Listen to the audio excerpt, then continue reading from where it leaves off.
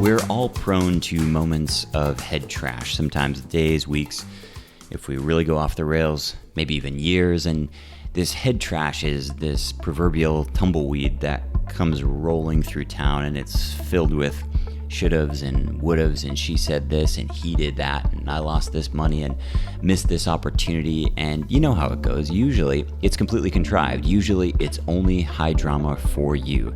When you even try to share this story with somebody, their eyes roll back in their head and they say, let's talk about something else. That's usually how our head trash works. Recently, our head trash, most of us, our collective head trash, has been based on some real crisis, a real crisis. There's been, of course, this global health pandemic that's just roared across the globe. And in its wake, it's left a mental health crisis. We have lost a lot of things. The world's been changed. Industries have been wiped out. We've been stuck in our homes. And what do we do at times like this when we don't know what's going to happen? Well, usually we'd go to church, we'd go to synagogue, we'd go to a bar, we'd go to a restaurant, in my case, go to a yoga studio. We'd socialize, we'd get together, we'd look for support. We'd find self-care and self-soothing in human contact, and that was taken away from us as well. So my question for you is, how you doing with your head trash? How am I doing? I guess my answer is, I'm doing okay. I would like to do better. And my guest on this week's show will hopefully help all of us think about what we've just been through and what comes next, and how we can potentially detoxify our thoughts. And this concept is not about gratitude and journals or smile or die or anything like this. It's about real clinical research, looking at people of all different walks of life who have real challenges, and rather than trying to compare them away to people who have less advantages or less stuff, rather than trying to do that, trying to navigate your relative emotional reality, because that's all that really matters to you at the end of the day. If you're new here, it's the Lucas Rockwood Show, and every week I go out into the world of health and wellness, and I try to find leading thinkers in yoga and mindfulness and meditation, in nutrition, in this case mental health, and I try to bring their best research to you here on the show, so hopefully we can all live more purposeful lives. If you like this show, the best thing to do is on your phone, just scroll down in whatever app you're listening to and leave a rating and review. Share the show on social, and you can tag me. It's at Lucas Rockwood. You can send me a message there too if you'd like to ask a question for the show. And if you'd like to sign up for my weekly newsletter, I just send out information about the show and yoga classes that I'm teaching. You can go to yogabody.com/sign me up. Thanks for listening. Enjoy.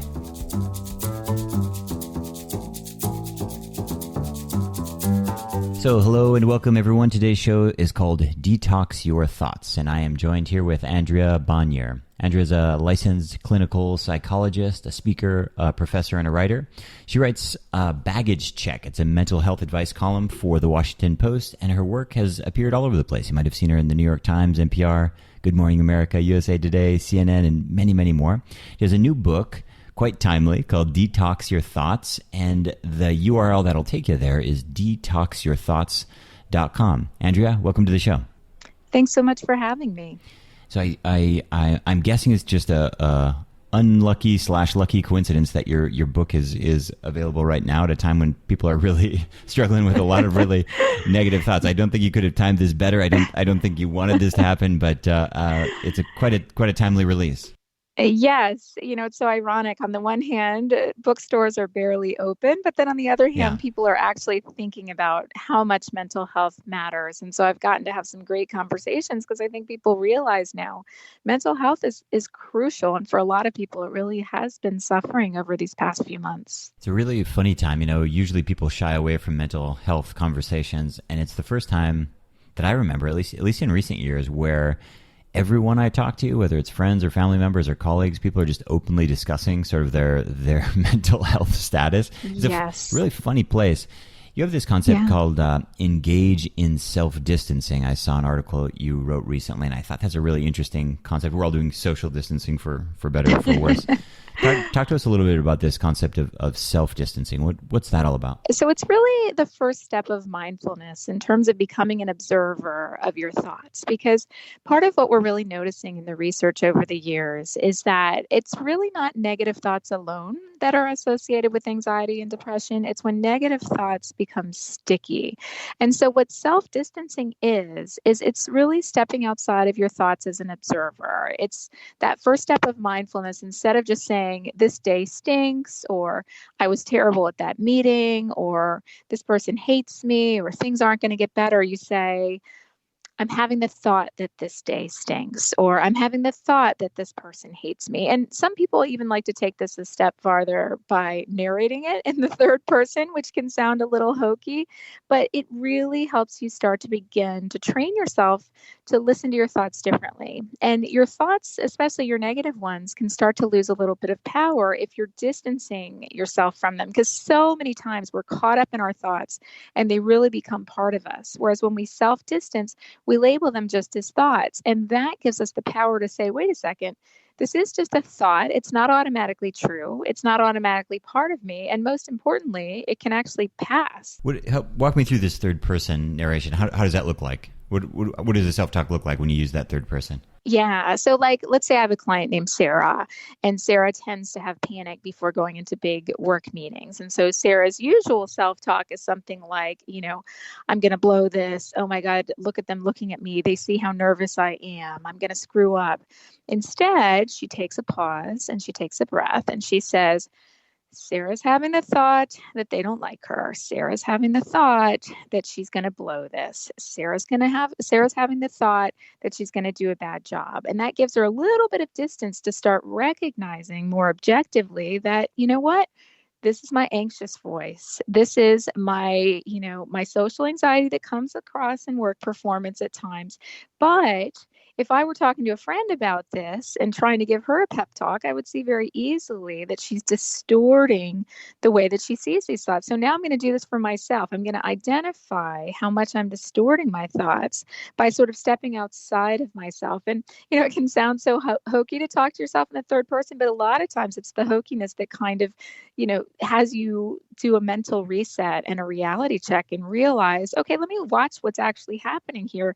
I'm telling myself a story that's not true. And now I can recognize that I'm telling myself a story that's not true because I'm actually observing it rather than just being totally in it. I wonder what the role of vocabulary is in mental health. I was diagnosed as clinically depressed as a teenager, and looking back, I was really I was anxious. I had the wrong vocabulary. And then people say, well, does it really matter? It's like, yeah, actually, it really does matter. Like, I was concerned about my future, not the past. I wasn't ruminating on things that had happened. I was really anxious about where I was going. And there was real reasons for that. And I guess the reason it would have made a difference for me to have the correct vocabulary is because then I could focus on perhaps solutions that made more sense. And where I'm going with this is, how do you agree with that? Is it important to have vocabulary? Is it important to assign names to what's going on for people, especially right now when people are having all kinds of new feelings and different feelings? Yes, 100%. I mean, in fact, there's a ton of research that says just actually labeling your feelings makes them feel far more manageable. That there's magic to be had. And I think that's part of why there are many reasons why therapy can help, but that's part of it is that your feelings feel less scary. And you're absolutely right. The way that we talk to ourselves, those exact words we use matter so much. And we tend to get in ruts where the same patterns and the same words and the same voices, no matter how distorted they are, they happen over and over again because it's the path of least resistance. But when we can change that vocabulary, when we can reframe things and recognize that we were looking through a distorted lens, makes a huge difference. I've had so many clients who just being able to start calling themselves out for their thoughts when their thoughts are sort of unreliable narrators, this idea, hey, that thought is just a heckler. That thought is the drunk guy in the audience. That thought is something that really doesn't have much to actually teach me. Just by labeling that and changing your vocabulary can be so, so helpful. And then it becomes a self-perpetuating cycle because we really can build new pathways in the brain. So as much as we get caught in inertia of bad patterns, we can start new good patterns too. I had a really interesting experience. I was just a week ago, I was in home quarantine in Germany for 2 weeks, really strict. Couldn't go to the grocery store, couldn't do anything. And I was really busy with work, very, very fulfilling work from home. But I got in this funk, and I was just in a weird place. And, you know, my partner's like, what's wrong with you? And I wasn't angry or anything like that. I literally just gave it a name. I was like, I think I'm depressed. You know, I said, I think I'm really depressed. And she's like, do you want to get help? And, you know, I've had plenty of therapy, and I have no problems no problems with that. And I was like, I don't think so. I just think I'm depressed. And we talked about it for about 2 days, and I am no longer depressed. Was the talking about it the cure? No, but it was definitely part of it. Just acknowledging, like, this is a new feeling for me. My feeling of mental health is usually anxiety. I'm worried about the future, worried if I'm going to be able to keep things together. But during this COVID time, I have lost a lot of things. I have lost my business. You know, one of my businesses disappeared. I have lost my travel plans for the year. I've lost, you know, my kids' schools. I put so much planning into getting them in the right schools, and they can't go. They're on these silly video calls. I mean, like real loss. Like, and it was really an interesting experience, because it really didn't take long. It just took a few days, and it wasn't like we had, like, you know, big breakthrough conversations. She would just say, like, "Are you still depressed?" I was like, "Yes, I feel depressed." Not weeping in the corner. I mean, I certainly had those moments at different times, but yeah, it just really giving it a name seemed to really lead to quite a big breakthrough for me.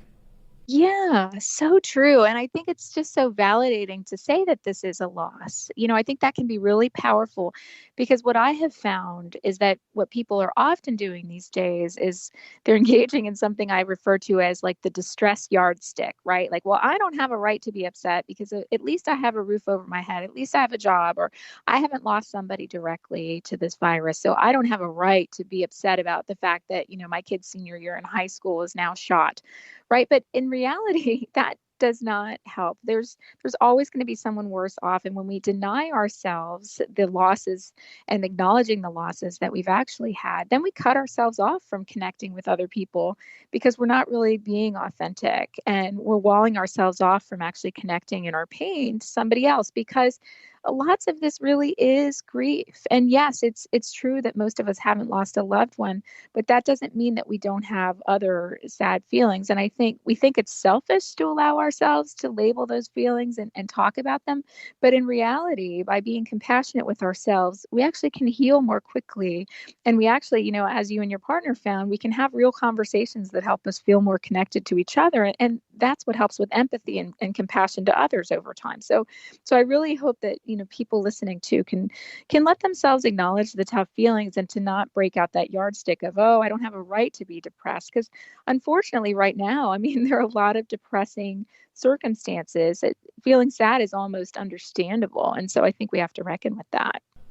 I find myself having very different feelings now than I've had in my life as well. And I've been through quite a few things. You know, I was in New York City, right downtown, for September 11th. I was very close to a Bangkok bombing, very close to the tsunami in 2005. I mean, I've been through some things, but this is a really funny time. And I live in Barcelona too, so we've been in quite a heavy state of lockdown. And I was really just trying to figure out how I feel, and I listened to an interview with a guy named Dr. Peter Attia, and he said that he felt demoralized, and I was like, oh, this is great. And I've been repeating this to myself. I was like, I also feel demoralized. It was like I didn't have a name. I just didn't have a name for what it was, because I haven't felt that feeling before in my life. I've always felt like I have so much agency. I felt like I can just do something. I can just totally do something. I can get on the phone. I can try. I'll go to a different country and I'll be fine there. I'll take my work somewhere else. And I couldn't leave the house. Couldn't leave the neighborhood. Couldn't fix the school problem. Couldn't think my way out of it. Couldn't muscle my way out of it. And it was like just again having a label for what it was. It didn't fix it. Somehow it just helped me to put it in a box where, you know, literally I'm having an experience that it's unfamiliar territory for me. I'm not familiar with not having agency. I don't recall having that. I've always felt like there were resources and you know, other things to look at. And suddenly here I am, and I feel demoralized. I feel like my hands are tied. Yeah. Yeah, and I think that's what's been so different about this pandemic compared to other crises historically, is that typically, those crises you mentioned, as terrible as they were, people were typically still able to gather. And that's what we tend to do in the aftermath of trauma. We want to have dinner with our neighbors. We want to gather in the streets. We want to hug our family members from across the way. We want to have rituals where everyone shows up and has a ceremony. And that's what's so different this time around, which I think has been so hard for folks, is that all of our natural coping instincts, they really are thwarted. I mean, even just the simplest things of going out, to have coffee and sort of cry with someone has been taken from us. And so I think you're absolutely right in that sense. It is so demoralizing because we also feel so thwarted. And we really do know about the stress response that when we have a sense of not being in control and not having autonomy, it just really increases the stress response significantly. So I think, that's been something really tough to see, especially as mental health practitioners. We have our list of things that usually can be helpful on a daily behavioral basis to help people cope. But this time around, so many of them were things that really, for public safety, people couldn't engage in. And I think it did, unfortunately, make a big difference for the worse. You've written and spoken about working on your blind spots. Can you help us understand what that is in terms of unreliable thoughts, unreliable narrators? Sure. Yeah, we have so many blind spots. And I loved that chapter in the book because I was just able to sort of go through some of the ones, just wham, bam. Here are the ones I see most commonly in folks. And I think one of the biggest ones is really all or none thinking, which most people are kind of familiar with in a way, but they really don't know necessarily how extensive it is in their own thinking. And that's this idea that, there's no gray area. So if something goes a little bit bad, then it's just terrible. And this is what leads to catastrophizing. And another one I think that is really common that people don't realize, especially when it comes to anxiety, is that our brain kind of gets hijacked by scary stakes of something. So, if the stakes of something are really, really bad, like, there's that 1 in a million chance that this awful thing will happen, our brain kind of gets hijacked by that. And it keeps us from caring about the odds of something happening. I mean, this is the classic reason that so many people are more afraid of flying in a plane than of driving in a car, even though we all know, realistically speaking, we're much more likely to die in a plane crash. So we have these almost evolutionary biases built in to be really attuned to threat, right? And one of our blind spots is that we will hyper attune to threat under those certain circumstances where, the stakes are really threatening, even though the odds are really low. And we hyper attune to that to the point where it raises our anxiety. And I'll tell you, flat out, one thing that really contributes to this is sleep deprivation. And so many of us, we as a globe really don't tend to sleep with the same quality that we used to. And a lot of that is the disruption of screens. And even if we have screens just a little bit before bed, there's really a lot of data that says that we just don't sleep as restfully. And that's even if we don't have it, next to our bed where we're constantly like, oh, is somebody texting me? I need to keep it on. And, it's the blue lights and the way that the blue light spectrum rather, in the way that it activates our brain. But essentially, when we are not well slept, objectively speaking, we view everything as more threatening and more negative. And the reason for this is built into our brains. When we were cave dwellers as people way back thousands of years ago, we had to be more attuned to threat when we were sleep deprived because we were more likely to get hurt or eaten. But nowadays, we're just sleep deprived and we don't have to protect ourselves from predators so much as we're just more negative and we view everything in a more threatening way. And so it's this vicious cycle because guess what? The more anxious you become, the harder it is to sleep. So I think realistically, a lot of us are walking around feeling more threatened, feeling more anxious, feeling more negative. And it's only by really examining our blind spots and starting to label them as distortions that we can step outside of that way of thinking and get back to a calmer balance. And that's one thing that I loved being able to do in this book is to really walk folks through the process of that. What are some behaviors that you're seeing people do now that are counterproductive, if not just super destructive? And what are behaviors that you're seeing people do that are resourceful and positive and kind of forward thinking? Yeah, I think the classic counterproductive behaviors are the ones where you're digging yourself into a hole and making things worse. So, for some people, one drink is too many, right? And for other people, one drink is actually a decent coping mechanism that helps them relax and be more engaged with their family at dinner or whatever. But I think the key question is whatever I'm doing, maybe it's going online and buying something, maybe it's watching, 4 episodes of a show in a row. Maybe it's, losing myself in mindless scrolling on my phone, or it's eating. Whatever I'm doing, am I making it harder for myself after the fact? So that's kind of a key question, because I think no two people's coping mechanisms are exactly alike, but the times that people behaviorally sort of dig themselves into a rut and then they come out of it and they're like, oh, I just feel worse because I wasted all that time, or that's when we think of it as being counterproductive. Whereas the things that are more productive are the things that actually help you feel like you filled the tank a little bit, or you got some rest, or you got some clarity. And sometimes that might be watching TV or buying something online because it allowed you a little bit of a mental escape, but that's different than the numbing yourself, right? So true sort of good coping mechanisms are the ones that allow us to come out a little bit better rather than just digging a hole for ourselves. But I think so many people are recognizing that one of their best coping mechanisms really is other people. And I think that's been so hard because talking to people digitally is just not quite the same thing as being able to be with them in person. Yeah, I've really been disappointed in the leadership that I've seen in, at least in the countries that I spend time in. And I just wish that mental health was part of political conversations. I think people would really rise to the occasion. I just would love to see someone, a president, a prime minister, somebody just stand up and saying, listen, these are really hard times. I would encourage all of you to not get drunk tonight. I would encourage all of you to do 30 minutes of exercise online tonight. I encourage all of you to call your mother. Like, these kinds of really simple things, like, they're not going to fix COVID. They're not going to fix, 20% unemployment, but they're going to help. Yes. It's going to help.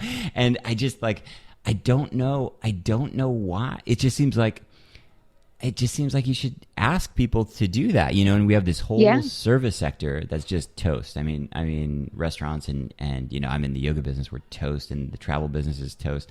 Like, I don't understand why politicians aren't having a call to arms saying, listen, guys, we're in trouble. You have time at home. You're on unemployment. We're using our Social Security for what it's designed for. Now learn something, pull out your computer and learn how to code Python. Pull out your computer, learn how to be a virtual graphic designer. We're in trouble here. We need your help. Sober up, stop binge watching Netflix, and do something else. I mean, it's like, it's all cool that like Netflix and Zoom and their stocks have gone through the roof, but that's been at the expense of our mental health, our future prospects. I would much rather see Netflix viewership go down and see people doubling down and really showing solidarity, not by banging pots every evening like they do here, but by actually just like doubling down and figuring out, okay, we've had a total upheaval here. What are we going to do? But I'm just not seeing that from any. Maybe I haven't seen it. Maybe I'm not paying enough attention, but I really haven't seen leaders stand up and say smart things like that. I just haven't seen it. Yeah, I mean, I think there's still a stigma, right? I think for anyone to come up and talk about mental health is still a little bit perilous, because what does that mean? That means that you're weak if you're having, I mean, I've definitely seen some of it at the state level in the United States, but certainly not at the federal level. But you're absolutely right. I mean, it's the basic self-care stuff that I think people know in some level that they're supposed to do, but it starts to fall by the wayside. And that just becomes a vicious cycle.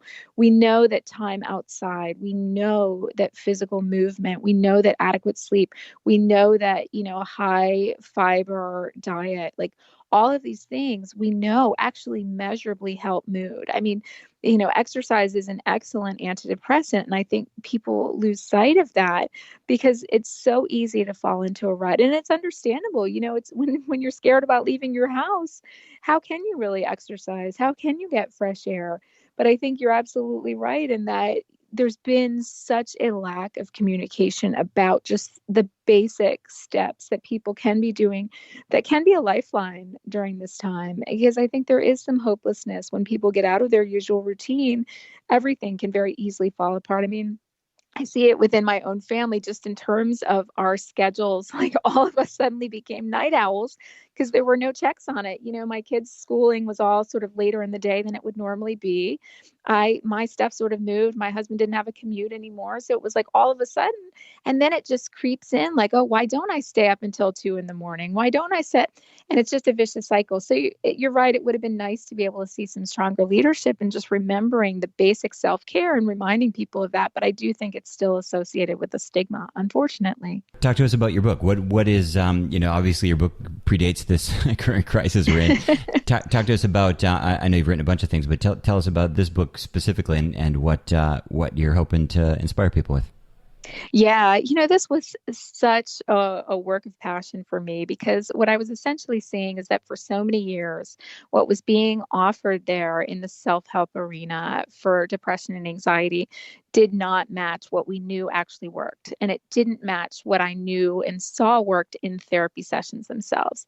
So this book was a great opportunity for me to actually put that science into the written word rather than just using it with my clients. So there's a lot about mindfulness in terms of the actual way to practice it rather than just, the way that people sort of, oh yeah, I should meditate, But most of all, there's a lot about something called acceptance and commitment therapy. And that's a new type of cognitive behavioral therapy that really focuses on relating to your thoughts in a different way. So getting away from just challenging them like, oh, I shouldn't think that way, or, oh, I just need to think happy thoughts, which, we learned over time that doesn't help the anxious folks.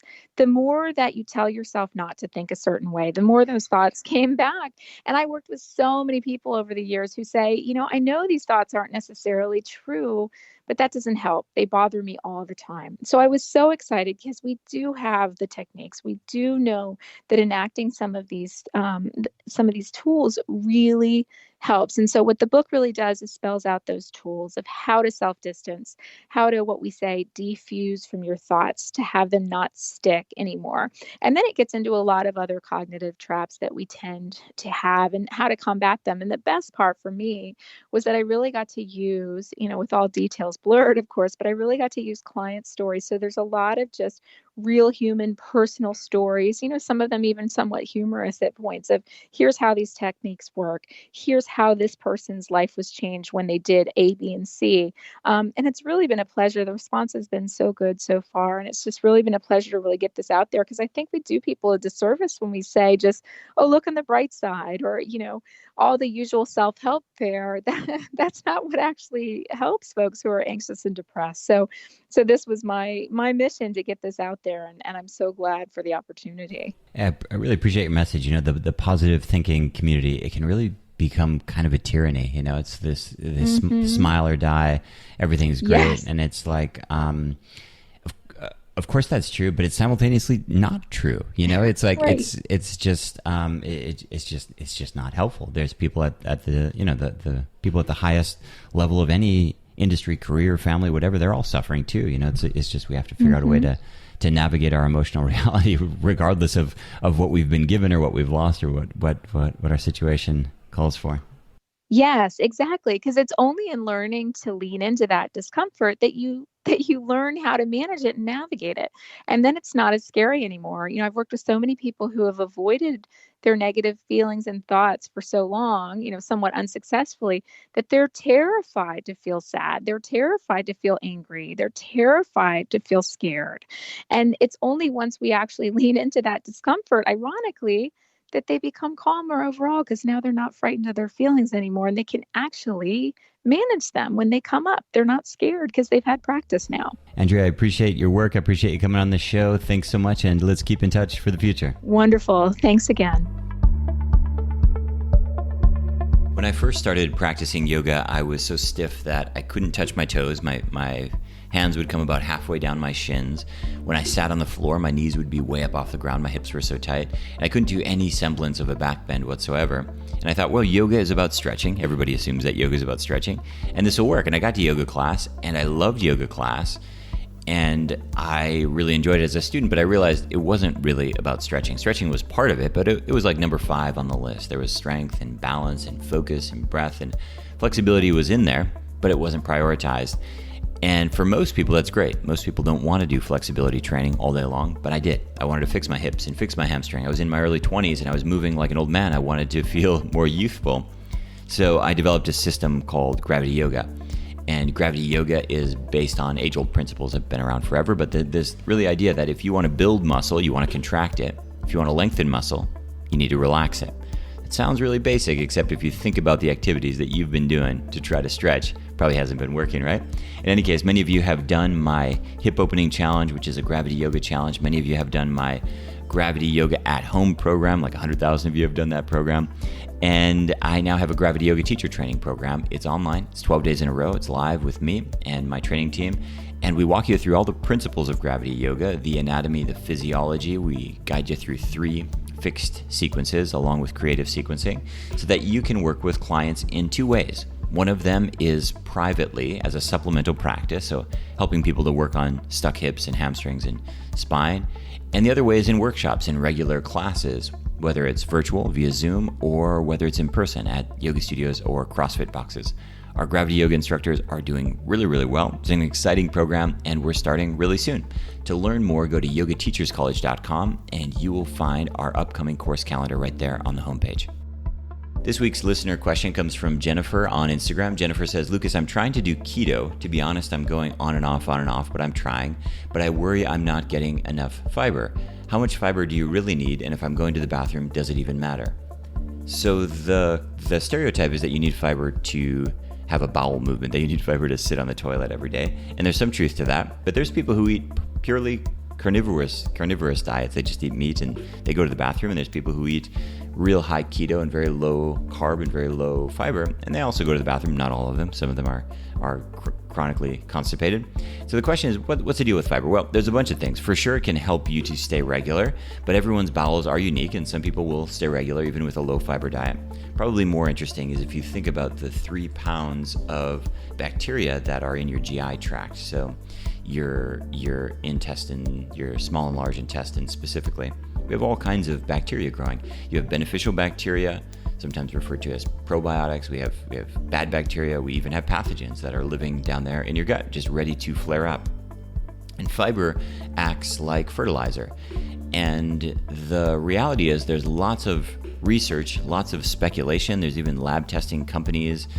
And we've had people on the show in the past talking about this, but the more I've dug into this through talking to experts on this show, the more I'm convinced that people don't really know how it all works.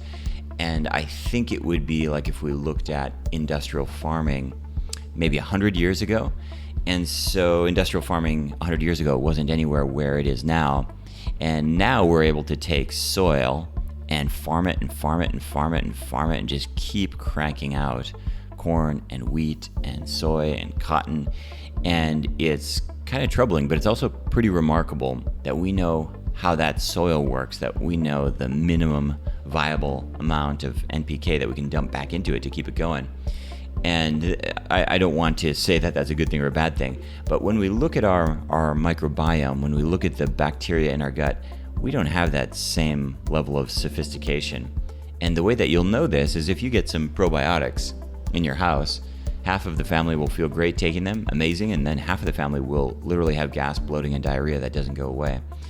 And if you have a high fiber food, like let's say you're eating legumes, legumes have some other things in them. So let's talk about something that doesn't have, let's talk about something simpler. Let's just say we have a big pile of carrots or apples or something that's pretty high in fiber.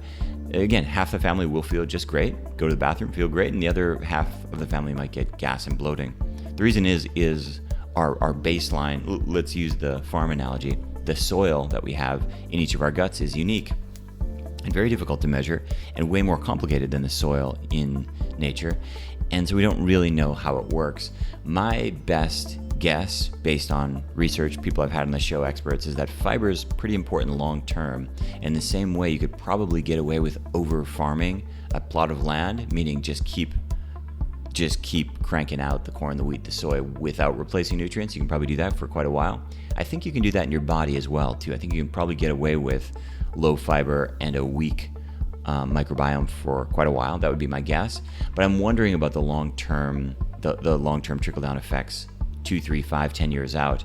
And the reality is there is plenty of research that correlates, not cause, but correlates high fiber with lower morbidity.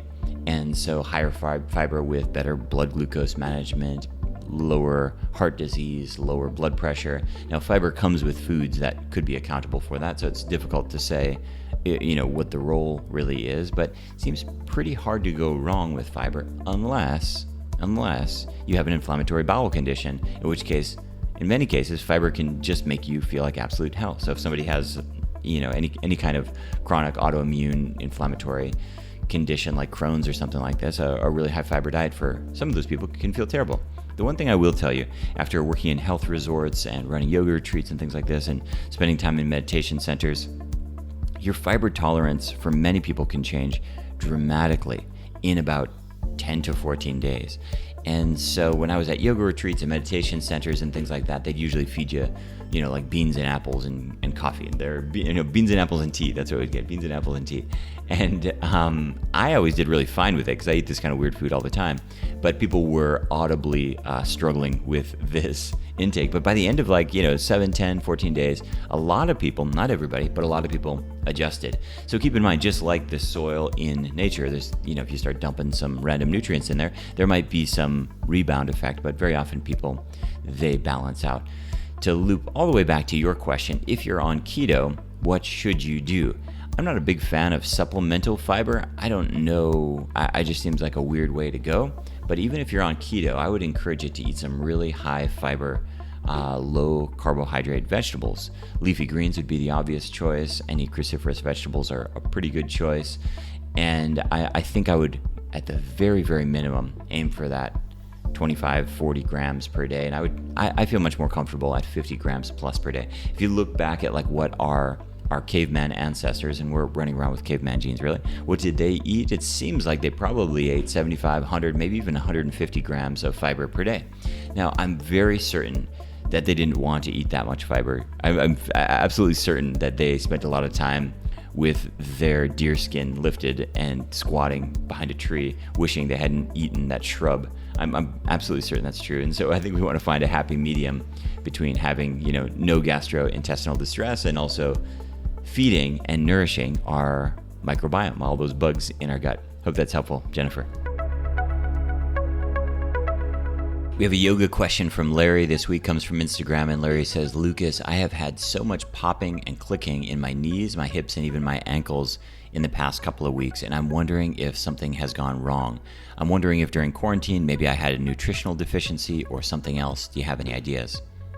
So Larry, everyone I know is popping and cracking like crazy right now, and popping and cracking in joints, there's lots of different theories. Is it your fascia? Is it a sliding surface thing? Is it a release of air, a release of tension? People have different theories. The general belief is as long as it doesn't cause inflammation or pain, it's probably nothing to worry about, but I know it can be pretty troubling. Here's the deal. I don't think that you have a nutritional supplement that's causing it. I think you have a movement deficiency that's causing it. When I've been getting messages like this literally every day, because I think now that lockdown is over, people are moving and they literally just have a lot of stuck surfaces. The analogy that I often use is, imagine you have a weekend home and it's in the forest, and you build a brand new weekend home, and then quarantine happens and you can't go to your weekend home. And so you wait 4 months, 5 months, 6 months before you go to this brand new little cottage in the forest, beautiful little cottage you built, and you go to the window, and the window's brand new, beautiful windows, and you open the window and it sort of sticks, and then it opens up, and then you slide it a couple of times and it's okay. Is anything wrong with the window? Is the window dysfunctional? Is the window broken? Is the window have a deficiency? No, it just hadn't been moved. It had that stuck sound, that stuck feeling. And I think a lot of that is what happens in our tendons and our ligaments, our fascia surfaces sliding together. And so your question, the reason I want to put it on the show is because I'm getting this literally every day. People are saying their hips are popping, knees are popping. I did a video with one of my groups the other day, and I put the mic next to my knees. My knees sound like wrapping paper. And then I do it a few times, and it goes away. They don't feel at all. But so my suggestion would be just keep moving around. And I think just like that new window in the house that is feeling a little stuck, I think your knees and your ankles and your hips are probably doing just fine. Just need to move around. Thanks for listening to The Lucas Rockwood Show. If you enjoy the podcast, I have 2 asks of you. Number 1, share the show on social media with your friends and tag me. My handle is @LucasRockwood. Number 2 is please leave a rating and review in whatever app you're listening on. And last but not least, before you go, if you'd like to be on my mailing list, every week I send out information about the podcast, behind the scenes stuff, announcements of online classes and special events. I email about once a week. You can do that at yogabody.com/sign me up. And right now we have a free breathing worksheet on that page as well. It's yogabody.com/sign me up. Thanks so much for listening, and we'll see you next week.